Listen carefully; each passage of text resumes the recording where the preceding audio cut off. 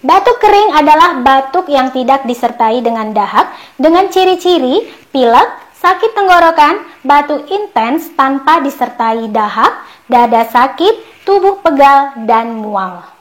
Untuk meringankan batuk kering Anda, di rumah Anda dapat melakukan kumur dengan air garam, konsumsi madu, minum teh jahe, atau mengoleskan balsem pada dada atau punggung Anda, serta meninggikan posisi kepala jika Anda tidur.